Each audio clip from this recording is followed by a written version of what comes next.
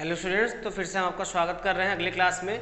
तो कल तक हम लोगों ने देखा था कि भाई क्या देख लिया था, हमने सिग्निफिकेंट फिगर्स देख लिए थे और उसके क्वेश्चंस देख लिए थे, राउंड ऑफ के भी क्वेश्चंस देख लिए थे, न्यूमेरिकल सारे सॉल्व हो गए थे। तो ठीक है बेटा, आज हम लोग का जो टॉपिक है वो क्या है, एरर्स इन मेजरमेंट। यानी एरर्स आते हैं, जैसे क्या होता है, आपने बोला 10:02 इतना सेकेंड, तो जैसे आपने बोला वो सेकेंड आगे बढ़ गया, ठीक है ना।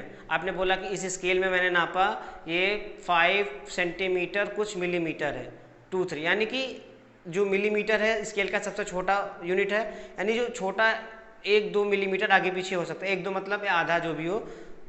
0.5 मिलीमीटर आप नापना चाहते हैं तो वो नहीं हो पाएगा, 0.5 से उसके बीच रहेगा, तो यानी जो लीस्ट काउंट होता है वो क्या होता है, एरर होता है। ये भी आप कह सकते हैं, उतना ही एरर पॉसिबल है। और यह कह सकते हैं कि भाई जो है एरर की सीधी सीधी परिभाषा जो हम लोग यूज़ करते हैं वो यूज़ करते हैं क्या बेटा, difference between true value and measured value. ये बात आपको समझ के चलनी पड़ेगी। तो आप लिख सकते हैं error is the difference between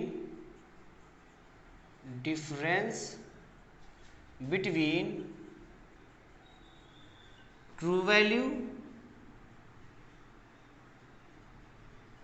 and measured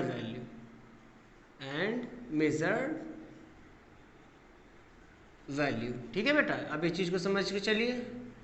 ठीक है, error is the difference between true value and measured value, ये आपको समझ के चलना। इसी में बहुत सारे एरर्स आपको समझने हैं, तो आप इसको ऐसे भी लिख सकते हैं। ठीक है, एरर इज इक्वल टू,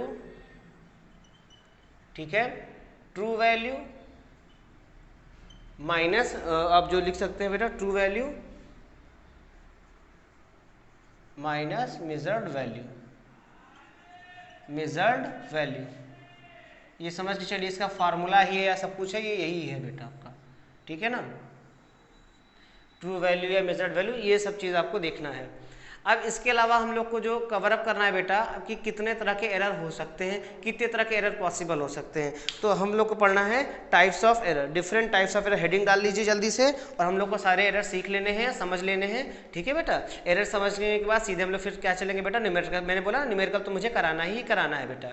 ठीक है, एकदम मस्ती से पढ़िए, मजे से पढ़िए। ठीक है, चलिए तो हम लोग हेडिंग डालते हैं बेटा, different types of error. Different types of error. ठीक है, डिफरेंट टाइप्स ऑफ एरर। तो शुरू करते हैं बेटा। सबसे पहला जो हमारा एरर है वो है कांस्टेंट एरर। कौन सा एरर है, कांस्टेंट एरर। Constant error. अब कांस्टेंट एरर क्या होता है वो देख लेते हैं। चलिए देखते हैं हम लोग। The error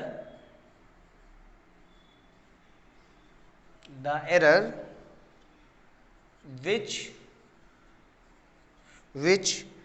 affect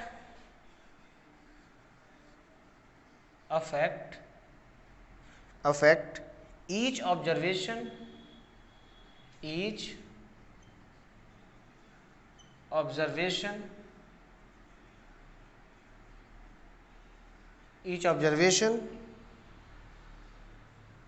by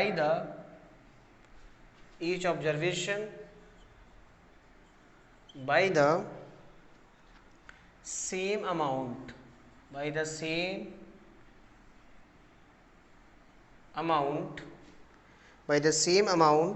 are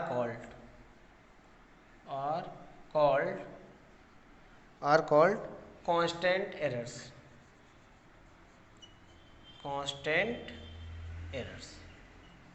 ये समझ में आया बेटा। द एरर्स जो कि अफेक्ट करे हर ऑब्जर्वेशन में सेम अमाउंट, हर मतलब जैसे हर बार क्या है 2 का एरर आ रहा है, बट 0.1 का एरर आ रहा है हर बार। तो ऐसे कौन से एरर होते हैं, कांस्टेंट, लगातार निरंतर वो एरर आया ही जा रहा है बेटा। ठीक है ना, वो एरर क्या हो रहा है, कम नहीं हो रहा है, वो लगातार आ ही जा रहा है। ठीक है ना,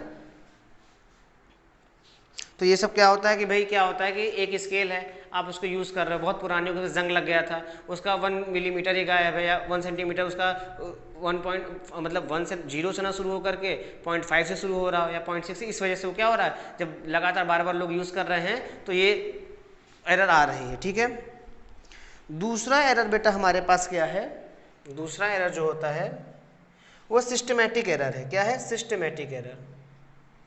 सिस्टमैटिक एरर, ठीक है। इसमें क्या होगा बेटा, देखिए, the errors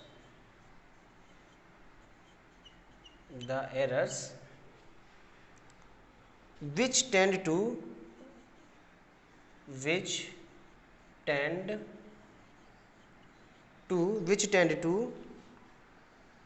occur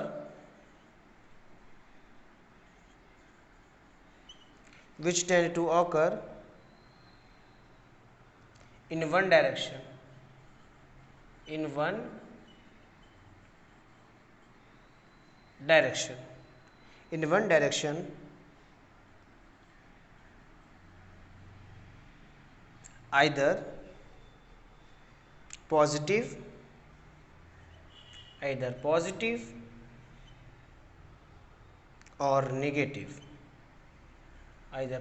or negative, ठीक है। पॉजिटिव और negative are called systematic errors।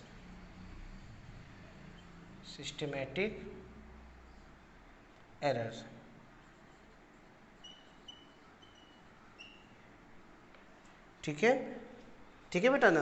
देखो, the errors which tends to occur in one direction, either वही या तो पॉजिटिव में आ रहा होगा या तो नेगेटिव में आ रहा होगा।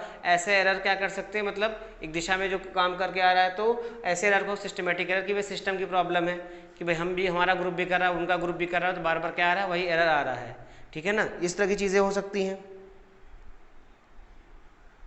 और इसमें जो सिस्टमेटिक एरर में, उस सिस्टम में क्या क्या हो सकता है, एक होता है इंस्ट्रूमेंटल एरर, ठीक है। उसमें इंस्ट्रूमेंट्स खराब हो सकते हैं, हमारा पर्सनल, देखो ग्रुप में क्या है बेटा, एक तो इंस्ट्रूमेंट खराब मिल सकता है, आपने क्या होता है सामने से बता देंगे कि इधर 5 इधर, सब बताते हैं आपको कि भाई ये 5 है या कुछ और है, कोई ऐसे देख रहा है, ऐसे होता है ना, आपने क्लास 10 में पढ़ा था, आपको यहाँ से देख रहा है तो उसको यहाँ से दिख रहा होगा, यहाँ से सामने से देखिए, तो वो सब इनपरफेक्ट तरीका हो गया। पर्सनल एरर, हमने कुछ मतलब भैया कहा काउंट करना है, उधर देखते रहें, वो चीज़ आगे निकल गई, तो ये हमारा क्या हो गया, पर्सनल एरर। तो सिस्टमेटिक एरर में आपको है इंस्ट्रूमेंटल एरर, इनपरफेक्शन एरर, और ये सारे मैं आपको नाम लिखवा देता हूँ, ठीक है बेटा। चलिए, तो इसी में जो है आपका पहला आपका इसी में आता है बेटा, जो है दूसरे का पहला जो है, इसमें आपका है इंस्ट्रूमेंटल एरर। मैंने आपको बताया ना, जंग लगा हो सकता है, कुछ हो सकता है, इंस्ट्रूमेंटल एरर्स, ठीक है। इसमें क्या है बेटा, these errors occur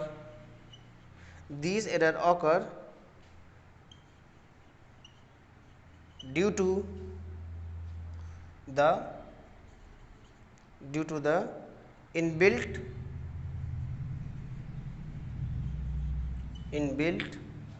defect of the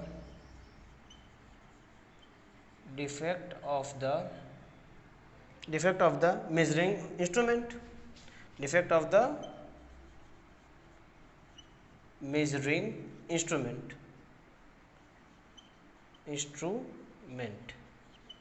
ठीक है बेटा। मैंने बताया ना कि उसमें जंग लगा हो सकता है, पुराना हो सकता है, या कोई नॉन ब्रांड का है, उसमें अच्छे से वैल्यूज ना दी हो। दूसरा बेटा होता है इनपरफेक्शन, जो टेक्निक आपकी सही नहीं हो, ठीक है ना। दूसरा क्या आपका हो गया, इनपरफेक्शन।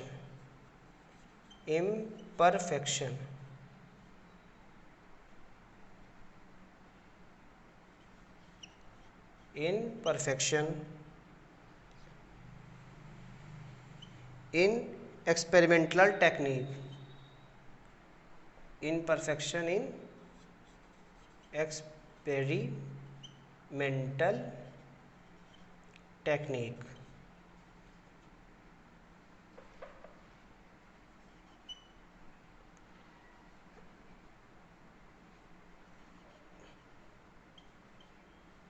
technique, ठीक है। तो यहाँ से देखते हैं हम लोग जो है,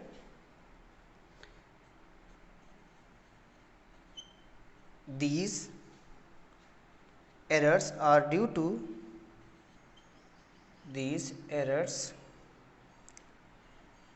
are due to these errors are due to the limitations due to the limitations due to the limitations due to the limitations of the experimental error experimental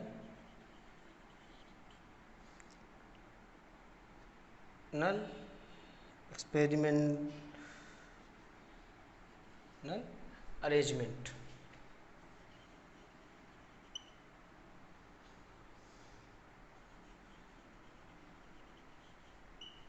These errors are due to the limitation of the experimental arrangement. ठीक है बेटा, तो ये चीज़ इसकी वजह से आई। इसमें एक और भी है, ठीक है, मैं ऊपर से रफ करता हूँ, ठीक है।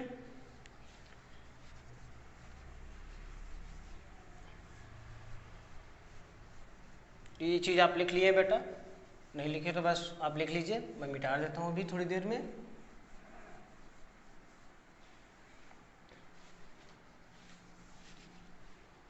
ठीक है, तो आगे देख लेते हैं बेटा हम लोग जो है। तीसरा हमारे पास जो एरर है बेटा वो होता है पर्सनल एरर्स। ठीक है, पर्सनल एरर्स है। These errors arise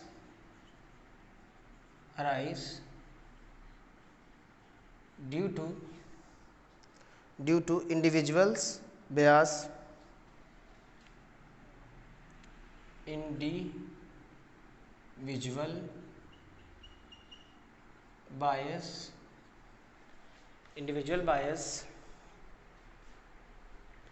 individual bias,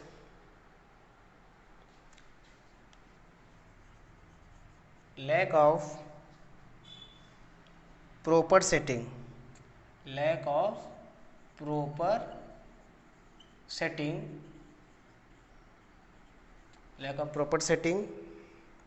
of apparatus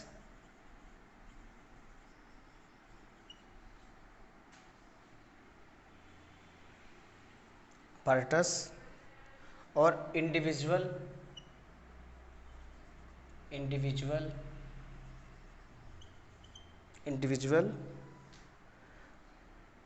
carelessness।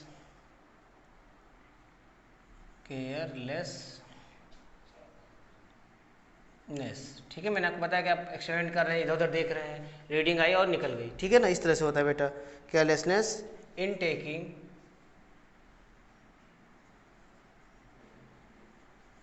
Taking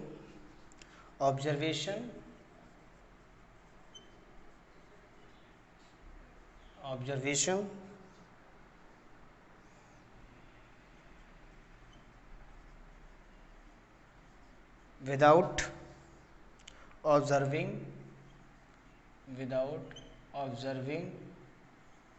without observing proper precautions।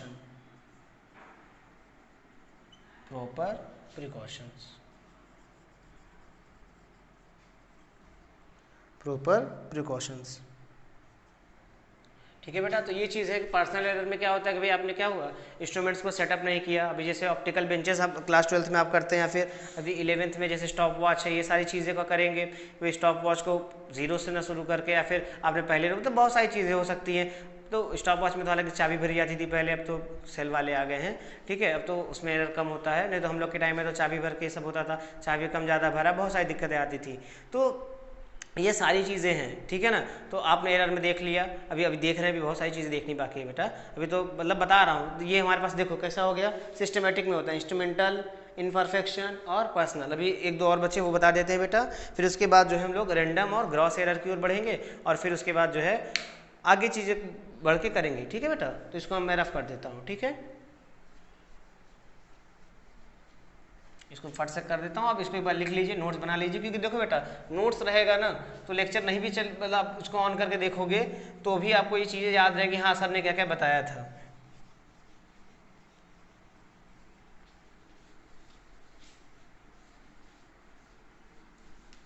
इसको फटाक फटाक जल्दी से कर लीजिए एकदम अच्छे से।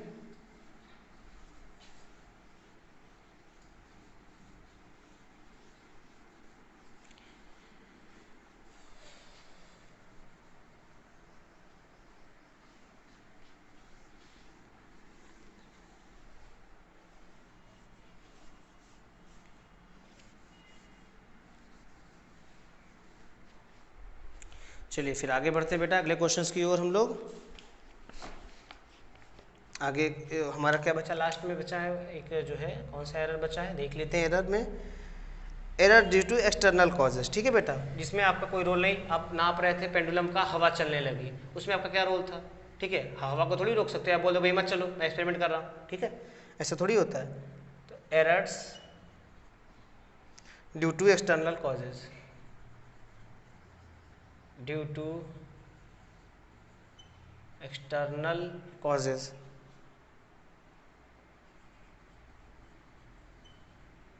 ठीक है, external causes, these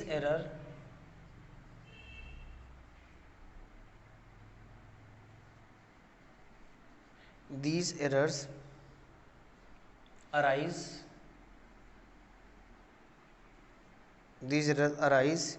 due to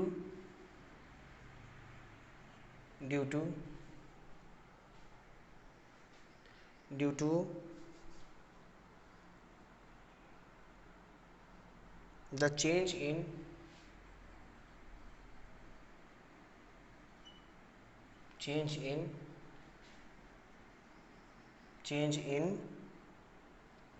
external condition, change in external condition,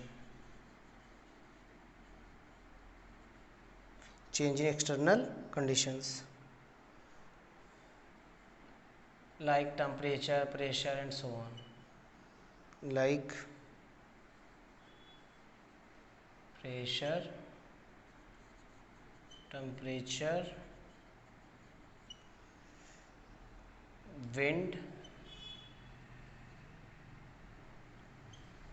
etcetera, ठीक है बेटा।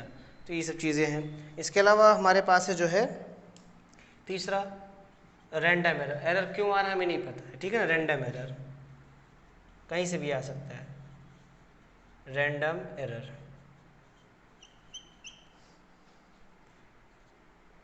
ठीक है। इसमें क्या है देख लीजिए, the errors which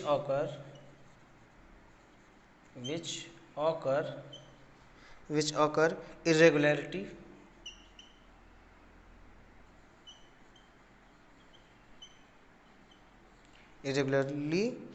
and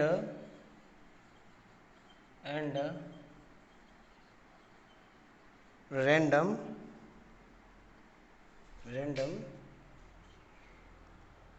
in magnitude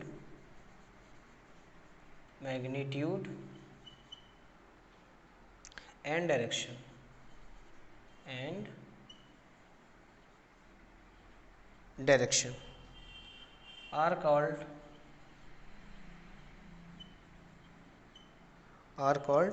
random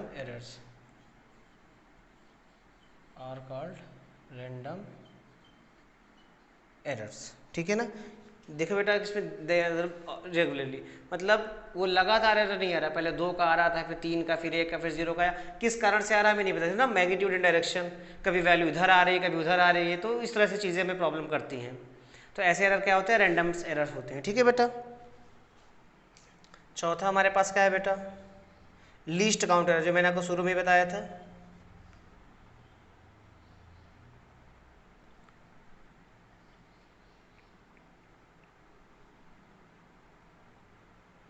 ठीक है, least count error, least count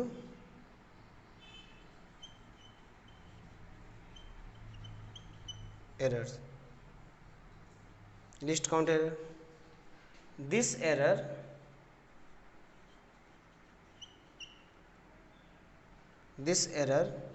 is due to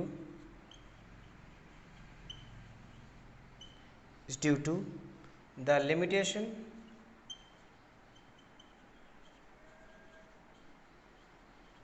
the limitation imposed by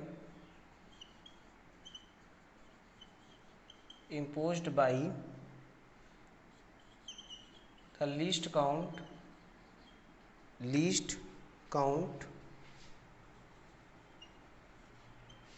count of the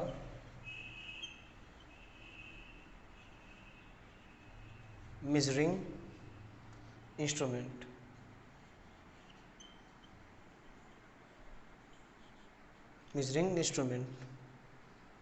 ठीक है बेटा।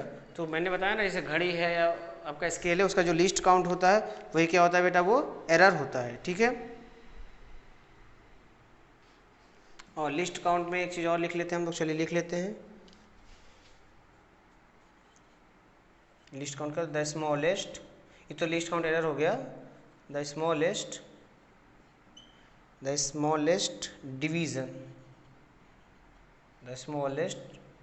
Division on the scale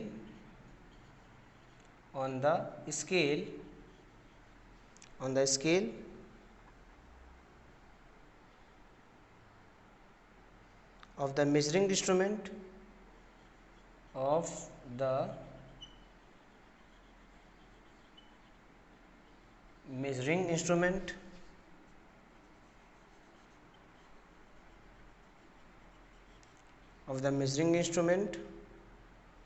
is called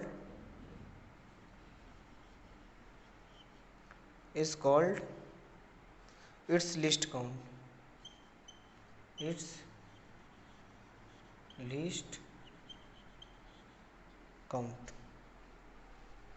ठीक है बेटा। तो लिस्ट काउंट मैंने आपको बता दिया ना कि जो स्केल होता है उसका जो डिवीज़न, जैसे मैंने कहा कि 1 सेंटीमीटर और 2 सेंटीमीटर के बीच कितने डिवीज़न, 10, यानी वो क्या हो गया आपका मिलीमीटर हो गया। और उसके भी छोटे डिवीजन हो सकते हैं, पर हमारे पास वो नहीं है। जैसे नैनोमीटर भी होता है, बहुत सारे सब लैब में होता है चीज़ें। ठीक है ना, ये चीज़ें हो गई। अब हम लोग को लास्ट में देखना एरर है ग्रॉस एरर। और ग्रॉस एरर देखने के बाद हम लोग चलेंगे बेटा एरर के एस्टिमेशंस की ओर। Absolute error, percentage error, fractional error, relative error, वो हमारे मतलब का है। उसके बाद फिर कंपोजिशन ऑफ एरर, यानी क्या बोलते हैं, कम्बिनेशन ऑफ एरर। तो उसमें भी हम लोग इसको देख के कवर अप करेंगे। ठीक है बेटा। तो इसको मैं रफ कर रहा हूँ, अगर एक बार देख लो अच्छे से। ठीक है, इसलिए मैं आपको बता रहा हूँ बढ़िया से नोट्स बनाइए, आराम से बनाइए, कोई दिक्कत नहीं, आराम से लिखिए, आराम से। ठीक है। तो इसको मैं रफ करूँ बेटा, चलो इसको मैं रफ करता हूँ। बस 1 मिनट में इसमें मार्कर में इंक डाल लूँ। ठीक है, जल्दी से लिख लीजिए तब तक।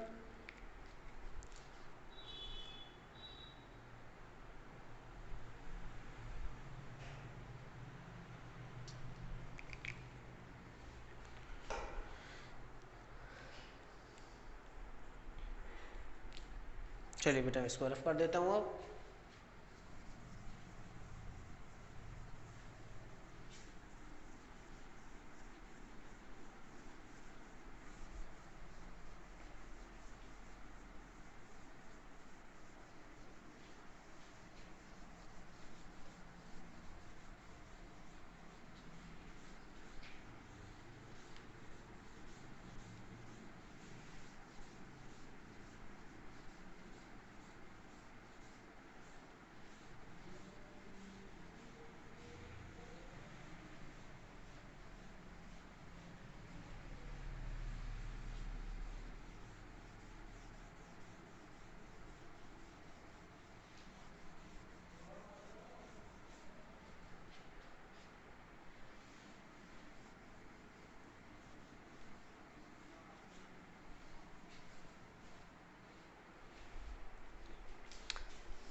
चलो बेटा अगला देख लेते हैं।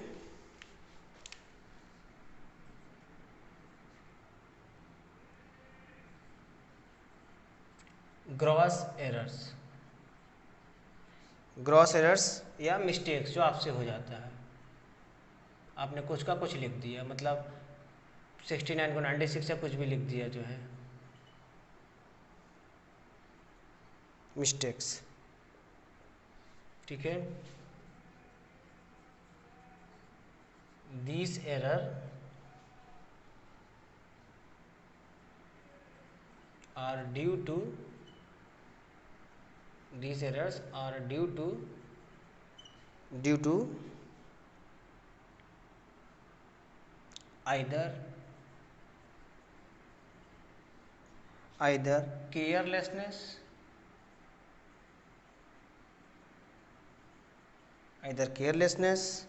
of the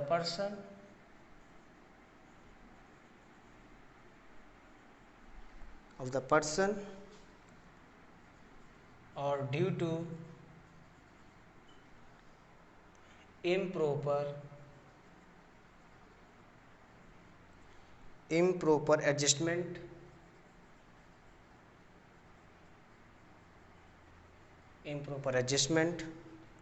of the apparatus.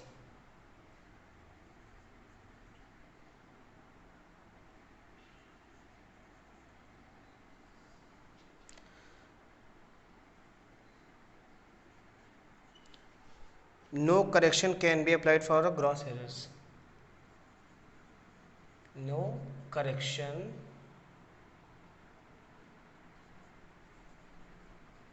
can be applied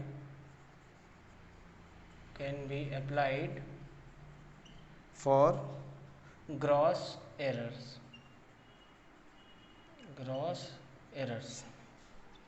ठीक है, तो इसको आप बदल भी नहीं सकते, करेक्शंस कैन बी, क्योंकि आपने खुद ही लिखा है तो आपको खुद ही ढूंढना पड़ेगा, फिर उसके बाद पूरी कैलकुलेशन चेक करिए।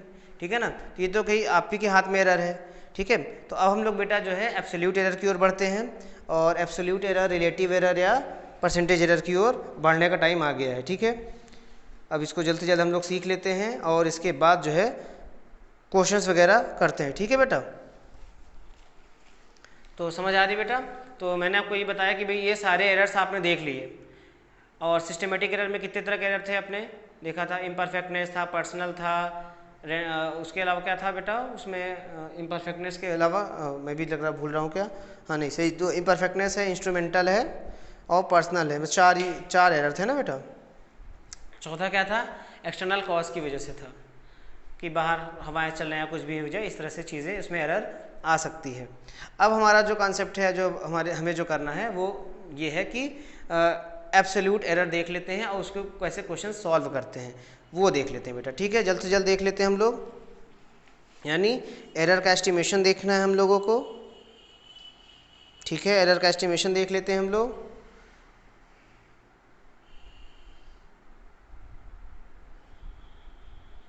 चलिए, तो हम हेडिंग डालते हैं एस्टिमेशन ऑफ एरर, उसमें जितना है सब कुछ देख लेते हैं बेटा जल्द से जल्द।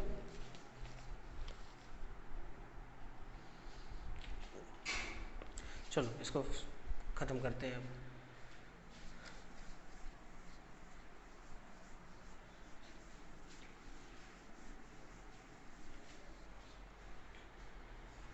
तो सबसे पहले हमारे पास है बेटा एरर में एब्सोल्यूट एरर। ठीक है ना, चलिए सबसे पहले हम लोग को क्या देखना है इसमें, एब्सोल्यूट एरर। एब्सोल्यूट एरर,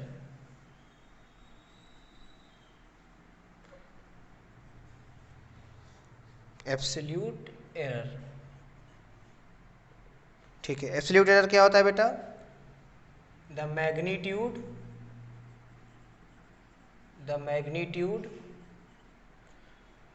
क्या होता है बताइए, the magnitude of the difference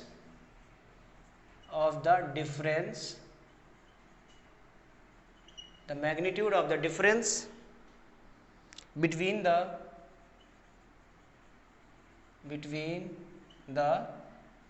true value यानी true value of the quantity, true value of the quantity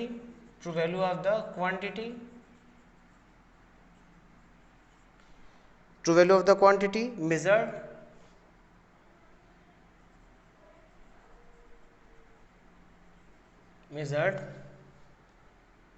and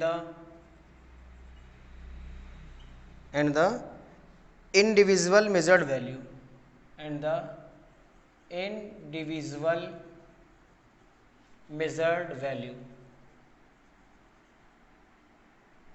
individually measured value is called क्या हो जाएगा बेटा, इज कॉल्ड एब्सोल्यूट वैल्यू, या sorry absolute error, absolute error. ठीक है, ये चीज़ आपको समझ में आ रही है। तो ऐसे आप लिख सकते हैं delta A equal to A true minus A measured value. ये आपको समझ के चलना पड़ेगा। ठीक है, ये चीज़ आपको समझ में आ रही है।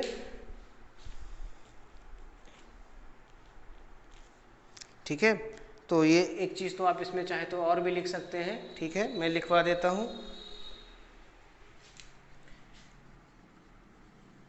Mean value of observation is taken as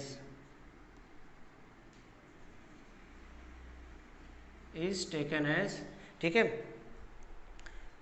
mean value of observation is taken as true value. ठीक है बेटा, ट्रू वैल्यू कैसे निकालेंगे, ट्रू वैल्यू अभी मैं आपको बता दूंगा। जैसे क्लास 10th में आप स्टैटिस्टिक्स से क्वेश्चन लगा देते ना बेटा, मीन मीडियन मोड वाले, तो मीन वाले जैसे सम ऑफ द नंबर, जैसे 10 नंबर हो या 5 नंबर हो, पांचों को सम करके 5 से डिवाइड करते हैं। अभी न्यूमेरिकल लगाएंगे, घबराइएगा नहीं। तो एक ये है कि mean value of observation is taken as true value. True value क्या होती है, उसी को कहते हैं। ठीक है, अब हमारे पास है क्या बेटा, दूसरा मीन एब्सोल्यूट एरर। पहला हो गया, दूसरा कर लेते हैं हम लोग बेटा मीन एब्सोल्यूट एरर।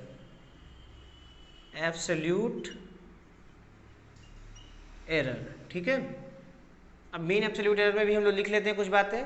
देखो बेटा, लिखना इसलिए ज़रूरी होता है कि भाई देखिए, हर टाइम आप चीज़ों को पढ़ने के लिए लेक्चर नहीं ऑन कर सकते। मान लीजिए नेट नहीं है या कोई भी समस्या है, मोबाइल पास में नहीं है, तो कम से कम आपके पास जो नोट्स रहती है ना, वो पन्ना पलट के देखा, हाँ सर ने ये बताया था। जहाँ नहीं समझ आएगा तो फिर वीडियो चला के देख लेंगे।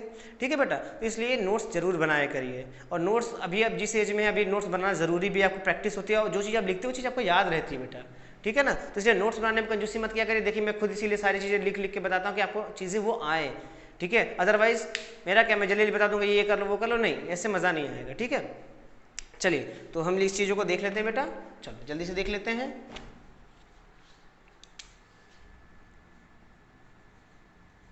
The arithmetic mean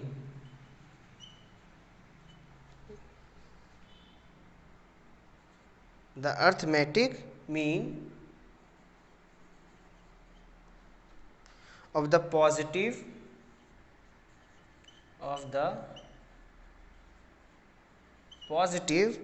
magnitudes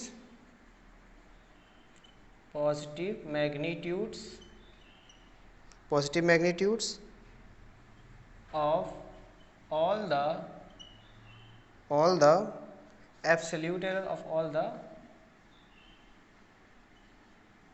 absolute errors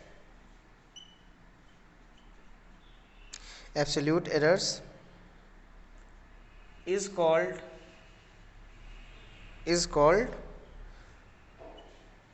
mean absolute error।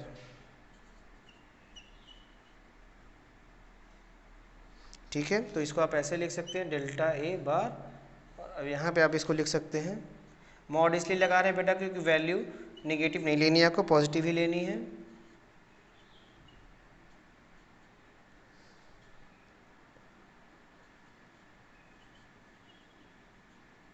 इसको डिवाइड कर देंगे, कितना आ जाएगा बेटा, n।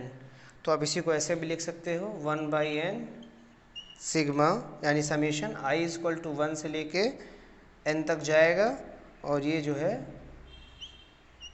इसको आप i बोल सकते हो। ठीक है बेटा, ये चीज़ हो गया। तो ये हो गया मीन एब्सोल्यूट एरर। अब ये 2 एरर और बचे हैं, वही बता देते हैं आपको। ठीक है, वो सारी चीज़ें करने के बाद जो है आप और सीख जाएंगे बढ़िया से। ठीक है, इसके बाद हम लोग रिलेटिव एरर और परसेंटेज एरर, यानी रिलेटिव एरर को आप फ्रैक्शनल एरर भी कह सकते हैं। ठीक है बेटा, फ्रैक्शन, क्योंकि रिलेटिव आप जान रहे हैं, relative density of substance upon density of water, ऐसा कुछ होता है, आपको याद होगा। ठीक है, आगे बढ़ते हैं, इसको रफ कर दिया जाए भाई।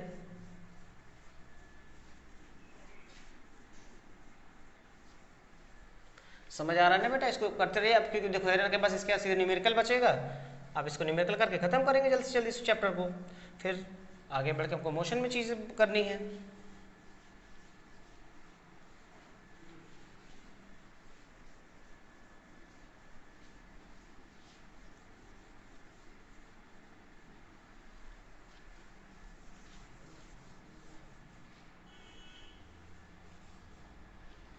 ठीक है बेटा, तो आगे बढ़ते हैं हम लोग, जल्द से जल्द करते हैं चीज़ों को। ठीक है, चलिए तो हम लोग का क्या है, तीसरा क्या है बेटा, relative error.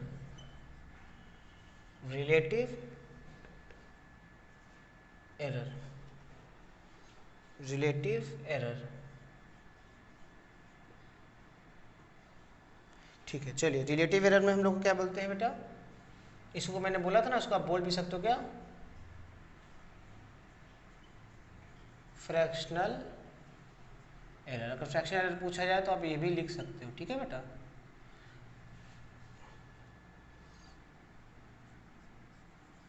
The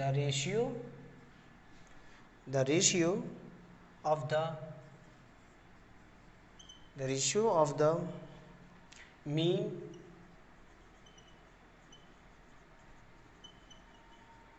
absolute error,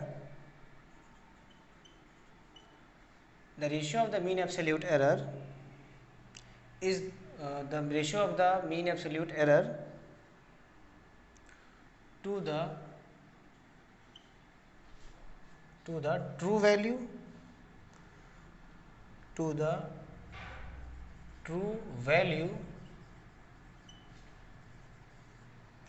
of the measured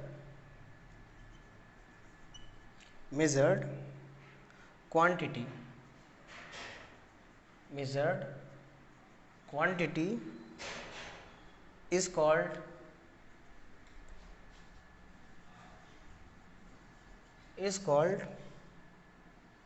relative error।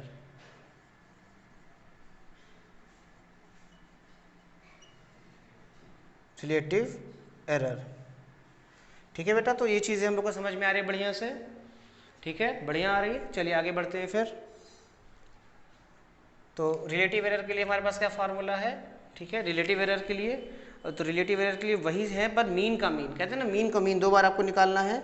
ठीक है, तो वहाँ डेल्टा था, यहाँ पे ये वाला डेल्टा लगा सकते हैं आप। ठीक है ना, रिलेटिव एरर, तो यहाँ पे क्या होगा, देखिए मीन का मीन। ठीक है, ये हो गया रिलेटिव एरर। एक बार जो मीन आप निकालेंगे उसको फिर सम करेंगे, फिर इसको क्या करेंगे, डिवाइड करेंगे।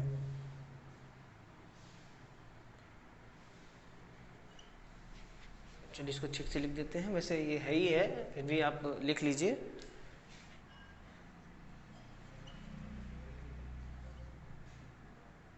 Relative error.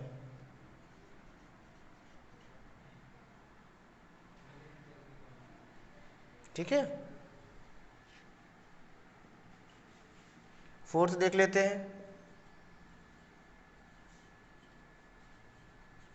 Percentage error. ठीक है बेटा, परसेंटेज एरर देख लेते हैं। परसेंटेज एरर भी बिल्कुल है, इसी में क्या करना है आपको, बस 100 का मल्टीप्लाई कर देना है। ठीक है बेटा,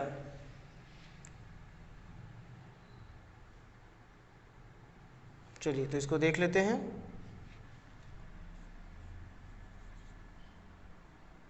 द रिलेटिव एरर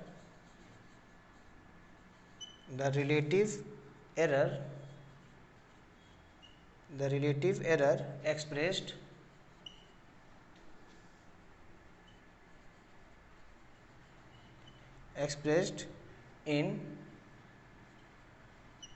परसेंट। क्या बेटा, परसेंटेज एरर। तो इसमें ज़्यादा कुछ है नहीं बेटा, सीधे सीधे क्या है, आपको बस परसेंटेज एरर लिखना है। परसेंटेज एरर जो ये लिखा है वही रहेगा, इनटू क्या कर देंगे, 100 बस।